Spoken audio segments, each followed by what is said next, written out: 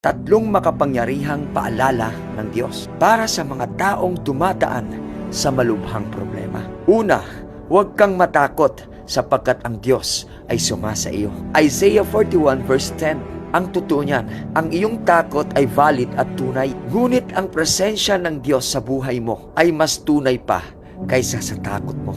Sa gitna ng iyong pangamba, pinakamalaki ay hindi ang iyong problema, kundi ang pangako ng Diyos na siya'y sasa iyo.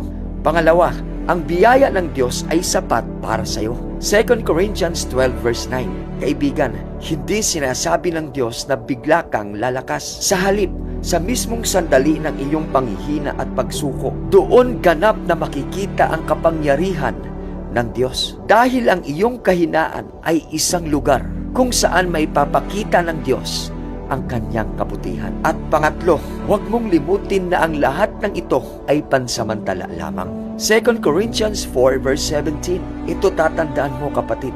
Ang iyong paghihirap, gaano man ito kabigat, ay inihahambing ng Diyos na magaan at pansamantala kung ihahalin tulad natin ito sa kanyang mga pangako. Tandaan, ang iyong problema ay may hangganan at ang pangako ng Diyos ay gumagawa para sa iyo ng mga bagay na hindi magagalaw ng anumang problema.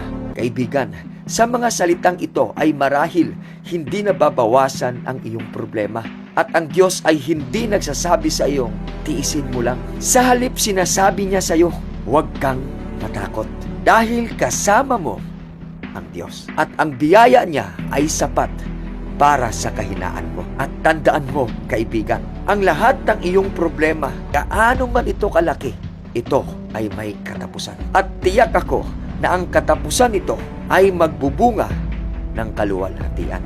See you in my next video. God bless, kapatid.